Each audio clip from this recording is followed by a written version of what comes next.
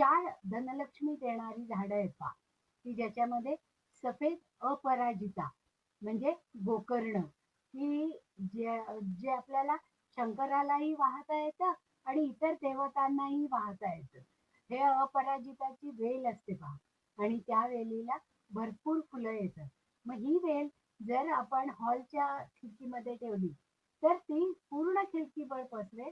त्याला ऊन लागेल, हवा लागेल आणि त्याच्यापासून आपल्याला जास्तीत जास्त एनर्जी, पॉझिटिव्ह एनर्जी, वास्तूमधली निगेटिव्ह एनर्जी ॲब्सॉर्ब केली जाते आणि त्याच्यामुळे ग्रहांनाही एनर्जी मिळते आणि शंकराची आपल्यावर सदैव कृपा राहते.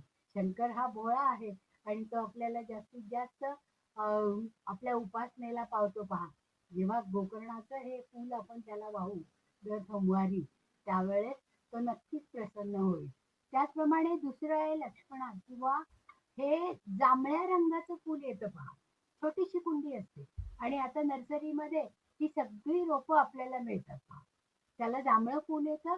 हे फूल जास्तीत जास्त निगेटिव्हिटी ॲब्सॉर्ब करतं आणि जी अशी निगेटिव्हिटी ॲब्सॉर्ब करणारी जी झाडं आहेत की नाही, ती झाडं जेव्हा आपल्या घरामध्ये असतात, त्यावेळेस ती रुद्र देवतांना ती आवडतात.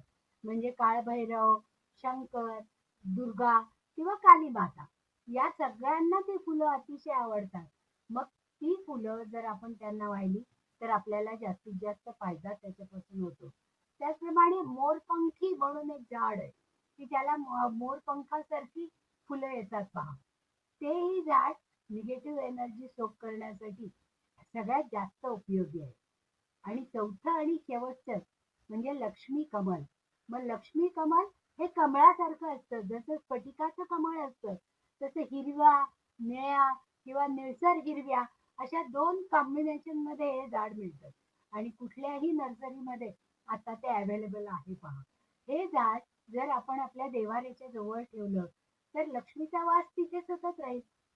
मूळ दरवाजाला आणि देव्हाऱ्याच्या तिथे हे जर ठेवलं, तर या 4 झाडांमुळे लक्ष्मी तर येतेच येते, पण आपल्या घरातली निगेटिव्ह एनर्जी सगळी ॲब्सॉर्ब केली जाते.